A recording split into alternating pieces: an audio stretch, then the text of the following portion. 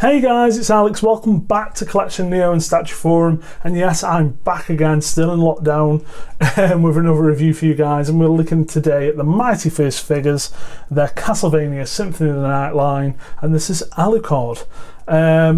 So, quick bit of background on Castlevania Symphony of the Night. It's probably one of my favourite games of all time.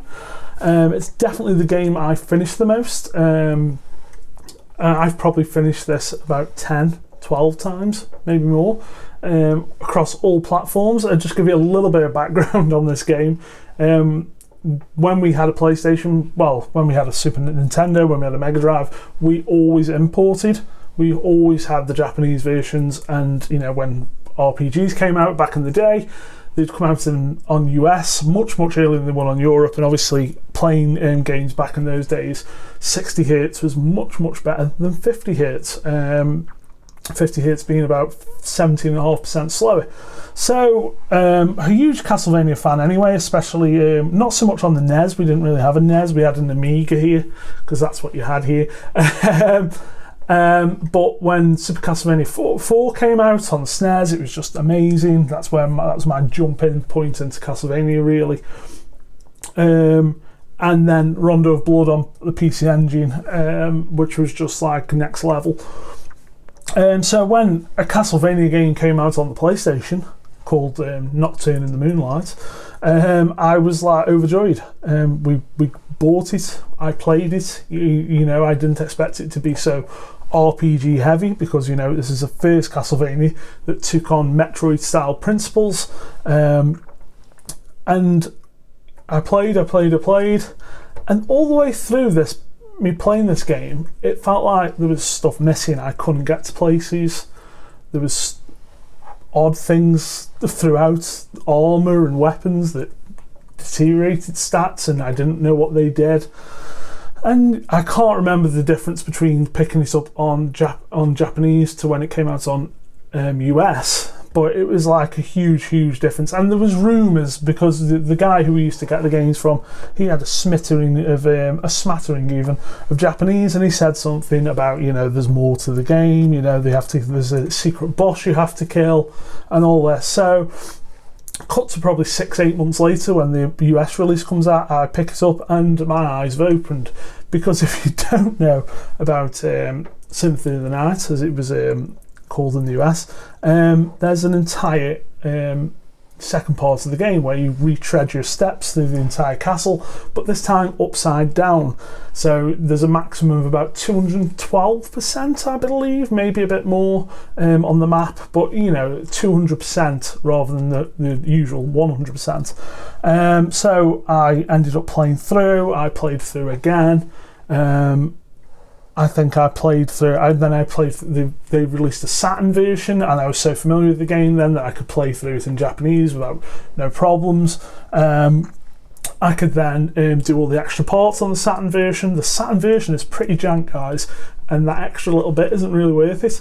Play the PlayStation version or any of the remade versions. I then ended up playing it on PSP when it came out as a classic, you know, because what game's better to be able to play on the move than Symphony of the Night. I then played it on the Vita as well.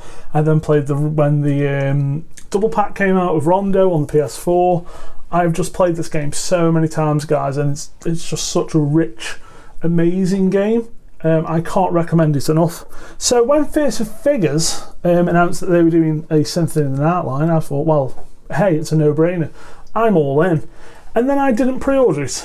I don't know why. I probably was struggling a little bit financially. It's another pre-order that I couldn't put on, and I figured, hey, what I'll do when it is released, I'll probably pick it up as a regular, because the exclusive bits, while they are cool, I just thought, well, I don't really need them. I know I'm going to display him as he is now with the Alucard sword, so I don't need the exclusive. So months and months pass. I see all these pictures of him. He came out great. First Figures really did a good job on it, you know, as usual. The paints are great, the details are great, which we'll get into when we get a bit closer. And then it kind of left my mind, and then I think it was the Castlevania collection that came out on Switch and PS4, etc. And then I thought, oh my god, I never picked this up, I need to start hunting. And then luckily, a couple of weeks ago, maybe a bit longer, maybe about a month ago, I was just looking on eBay and there was an exclusive on there for 350 quid delivered. So I snapped it up. Like I say, retail on this was originally $500, but as usual, First Figures, if you're in the UK, you don't pay any tax because they've got European and UK warehouses. So it just would have been the $500 plus shipping, and shipping's pretty reasonable for First Figures as well as usual. But 350 quid for the exclusive. I was just like, hey, it's a no-brainer. Let's get in there. Let's buy it. And so I did.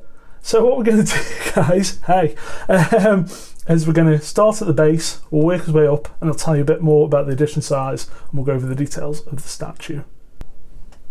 So, one of the first things that everyone kind of complained about was the base. They went for a simple base. Everyone was expecting a more diorama base, you know, gravestones, coffins, all that sort of stuff, but they went with quite a simple base, and I can understand why.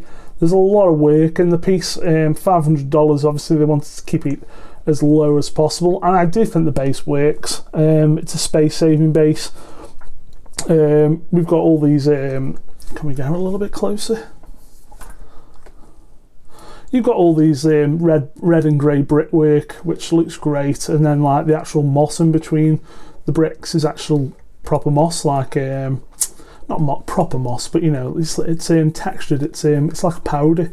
It's like something that they drop in. They put glue in and they drop it in, kind of like what they use on you know, on dioramas and things like that in model making. So that's splattered all over in between the crevices, which looks really nice. It's used to much better effect here than it was on Sif, the Dark Souls Sif. Here it's quite subtle and just adds that little bit of realism. And then obviously going around the base, we can see we've just got a band with some of the texturing, and which matches up with the cloak. It's a simple base. It's really well done. I would have liked to have seen a more dynamic base, and I think where First Figures are now with the definitive editions, they might have released a bigger base, but obviously the line now is you know, Dracula's gone up for pre-order since Alucard, and you know, they've done a bit more with that, but they've still kept the small base, which I like. I love uniformity in lines, and First Figures do a really good job at that. So let's get a little bit closer, and then we'll move up to his boots and we'll start working his way up. So we'll start at these boots, guys, and now there's been a bit of talk about these boots because they are rather over the top, but check the original artwork. Now First Figures have basically based this entire statue off the original Kojima artwork, who's an amazing artist, and you know, I don't blame them for going off that, because all the artwork for Castlevania, for Symphony of the Night especially, is fantastic. Let's just get a little bit of brightness on there. Oh, that was a lot of brightness. Let's stick at that for a second. So you can see the boots, like a really good texturing, really good little leatherwork. Leatherwork? Well, you know, they look leathery. They look leathery. They've got a glossy finish. And then yeah, I was talking in my Captain America video about how I hate the floppy boots, and here we've got super flops, but it matches with the artwork. It looks good. I think they're a bit over the top. I think they're a bit big. I think they could have been reduced. You know, this statue isn't perfection. It's pretty close, but there is some things I'd like to have seen different, and the top of the floppy boots is one of them. I think they're a bit over the top, but not too bad. So let's start working his way up, guys. So we'll carry on here at the thighs. Again, we've got like a slightly different black, and we've got more of a matte paint on the trousers. And then as you can see in the actual coat, there's absolute tons of texture detail. So it's got that real corduroy look. And then on the back of the actual coat here, we've got a load of texture work here, really well painted as well. I don't know how they painted that, unless that whole thing was a separate piece, but I don't see how. But hey, it's really nicely done. I love that texture work in the back there. It just adds a layer of depth. And then obviously, because of the pose that they went for, which is holding his cape, you can't switch out his left hand. So a shield wasn't to be placed in the left hand. And the cape itself, it's okay. You know, I can see what it's a little untextured. It looks a little bit, you know, I think they could have done more with it. It flows perfectly well. It just reminds me of an older, you know, Boeing statue or something like that. But, you know, it's perfectly fine. You know, it does the job. It's a little thick in places, but again, you know, you can't really do much when you're doing in quarter scale, and it's, you know, it's got to be thick enough to you know, it's all one piece, the statue, apart from his hand. So Alucard himself is all one piece, and so there's not really anything they could do with that, unless they made the cape removable and then the head removable, which is just, you know, then we're getting into dangerous territory in my opinion. But yeah, texturing all around is pretty good. The actual layers of textures on different things works really, really well. You can see here on like the arms here, there's more of like a thicker leathery texture, and the gloves again, good texture. Texture weight's pretty good all over, to be honest. And then the sword itself, this is the Alucard sword, of course. So this is what you get with the standard version. It's really, really well made. It's metal. You hear? As all swords are now with first figures. I love that. Recreated pretty damn well, in my opinion. It's actually standard Alucard sword, and then we'll go over the other swap outs once we finish off the rest of the statue. These chains are actual real chains, and the one at the top as well. And we've got going to the scabbard. Really, really well done. Let's get a little bit closer, and we'll move up a little bit. So as you can see, guys, at the top here, the waistcoat, the chain running around the ruff, and like the undershirt's been painted like a pearly grey and white. It really, really pops. And then obviously we've got the face.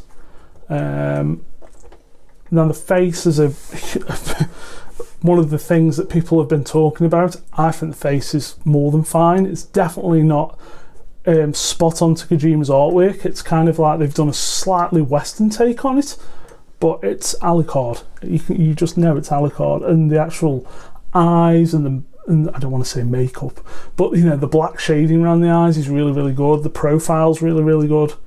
His nose looks great. The hair's really well done. I mean, obviously it's an aesthetic choice. You know, Gantaku have put out their own Alucard, which I'd say mirrors Kojima's artwork a lot more, but that's a 1/5 scale and has a completely different aesthetic look to it. Now, whether you like that more, that's up to you. I personally think that they're both pretty decent. From what I've heard, the Gantaku one isn't very well made. I know a couple of people on StatueForum who've had like 2 or 3, and it's just not worked out, and they've had to let them go back. But build quality on this guy is solid as hell. And like the hair at the back here, really well textured, really well done. It's a huge solid lump there. We'll come back a bit just so we can see it all. You know, they've got the flow going. He's got a real mane there. But you know, the face and the collar and everything looks great. No issues and no problems. Aesthetically speaking, I think it looks great. You know, like I say, the face for me. Could they have done it better? No. I think the face is a great sculpt and really well painted. Could they have done it differently? Yeah, sure. They definitely could have done it differently. But as far as sculpt and paint goes, I'm more than happy. It's really, really well done, guys. Honestly, so that's what you'd get if you were buying the regular. You'd get Alucard with the Alucard sword on the base. And that's all I intended to have, and that's all I intended to display. But if you do get the exclusive, now, if anyone plays Symphony of the Night, there's a sword in it called Chrysogram. You may pronounce that differently. I've always pronounced it Chrysogram. And in the game, it just looks like it's a standard sword pixel art, which multiple swords use. And the actual attack is just like wind blades coming out in front of Alucard. The reason why it's best sword is because it hits multiple times and it's really, really quick and it's really, really strong. So First Figures decided to take it on themselves of designing Chrysogram, and I think they did a pretty damn good job, to be fair. So this is Fierce Figure's take on Chris Grimm. There's no references for this whatsoever. Stop focusing on the face.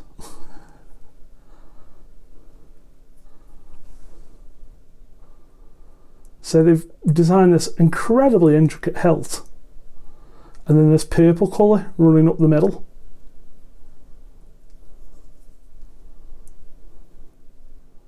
It's really impressive. It's really nice.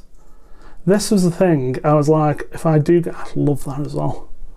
Like this small demon face in the hilt. So this just magnetises on, guys. This is how I'm displaying it. I'm displaying it with Chris Grimm. I could have lived without displaying it without Chris Grimm and just using the Alucard sword, but it does look rather fucking nice, to be fair. Look at that. Delicious. Really delicious. Is it worth paying for the exclusive? If you can find the exclusive at retail, yeah, because they're both $500. If you need to pay more, depends how much you're willing to pay. I think Chris Grimm's probably worth a bit more. You know, but don't be upset with the Alucard sword, it looks great. And you know, it's true to the original artwork. So, but Fierce Figures didn't finish there. Now everyone thought a shield would be an impossibility, because the only thing that can make this statue even better is if that hand wasn't holding the cape, and you could have a shield in that hand and a sword in that hand. Unfortunately, because they went with that pose, it wasn't going to happen. It just required too much engineering, and it probably cost a fortune. So they still decided to give us a shield. So here it is, and it's a big old piece, and it's really nicely done. The Alucard shield, so we've got the symbol of the bat and the wolf on there, and then at the bottom the mist, the 3 forms of Alucard. Highly detailed, got the same texture work on the cuffs there on the back, but it's a really well done shield. So I'm going to swap this out on camera, guys. I might just show you how it goes in. So I've just taken the arm out, guys, and you can see it's just got a big old magnet in there. It's a really strong magnet, so that arm actually comes out. And then let me just see if we're in shot, which we're not. This guy got a big magnet, and it just kind of slides and it pulls itself into place. And there we go. Now, I was thinking, hey, I'll never display with the shield. Why would you display with the shield? It's going to look weird with the shield. You know, what's anyone thinking? No one's going to display with the shield. Why would they add the shield? Guys, it looks great with the shield. It really does. It looks really good. It's just another layer of detail. That sword and shield pose could have been absolutely killer. It could have been killer. It would have put this piece over the top.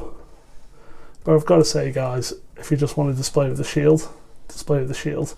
Oh, I forgot to mention there's also a Twilight cape version of this, so a blood red cape, which also sold incredibly well. Comes with the same things as the exclusive, but with the red cape. And there's also talks of them doing a crystal cloak version. So in the game there's a cloak that was semi-invisible, so they were talking about casting that in clear resin and maybe, you know, doing pearlescent paints through it, which would look rather fantastic as well. I don't think it's needed, but I'd like to see it. And one last thing that you get, guys, with the exclusive is an art print. Now I think Fierce Figures are actually stopping doing these, but see, that's more like the artwork that they've gone off, which is obviously in-house artwork or an artist. If you compare the face on the statue to that, it's pretty damn good. He's even got Chris Grimm. So we've got Fierce Figures there. All this is lovely and textured, and I don't think Fierce Figures are doing artwork anymore, prints anymore, but like I say, guys, most of my art prints just go back in the box, but and it is literally the statue. Some really nice work at the back there. It's a really nice print, actually. You've got to give it the due, haven't you? It's Fierce Figures in there, and there's the number, which is also the number of your base, so 572. like I say, big edition size on this, guys. It sold well. It sold really, really well. The rest of the line, they've teased Richter. Richter is coming along very quickly, which I'm super excited about. And they've also, like I say, they've put Dracula up for pre-order, which I haven't pre-ordered. I'm more inclined to order Richter and have Richter and Alucard over Dracula. But Dracula's one, again, that I'll probably put on the back burner and pick up when I can. Hopefully like this, cheap and exclusive. But, you know, it's just one of those things that sometimes you drop on, sometimes you don't. But yeah, guys, I am so happy with this piece. It's passed all my expectations, and my expectations are pretty high. It's a First Figures piece. I know First Figures get a little bit of slagging off here and there for certain things, but I've probably had 20 plus pieces from them now and never had a problem with anything. Apart from Guts, which you will never see, guys, because he's already gone back. If you want to find out a bit more, go and watch my Prime 1 Guts review. But yeah, you know, 1 out of 20 plus statues isn't bad. And when it comes to Alucard, and this, like I say, this is really properly one of my favourite games of all time. Up there, you know, with King of Fighters 98, Final Fantasy 7, Chrono Trigger, Breath of Fire 2, Breath of Fire 3, Breath of Fire 4, all those sorts of games. And for me, they did Alucard justice. What more can you ask?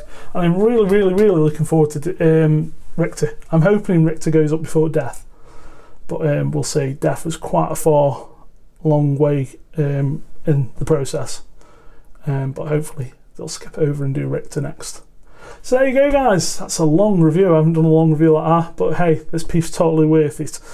So stick around for more reviews, guys. I'm doing a lot more while we're locked down. Check out my channel if you're on StatueForum, which is Collection Neo, which you can find in the description box, or if you're on my channel, go and check out the StatueForum channel. Now, the StatueForum channel has got a few extra reviews on that I don't put on my channel, and vice versa. So check out both, sub to both. It's pretty much me, but we do have a few other reviewers on StatueForum as well. And stick around, guys. Like I say, I've just actually had a really good email from Sideshow that my Guyver 3 is shipping. So you'll probably see that soon. That might even go up before this, who knows. Depends how exciting I get. Alright, guys, we'll see you next review. Bye.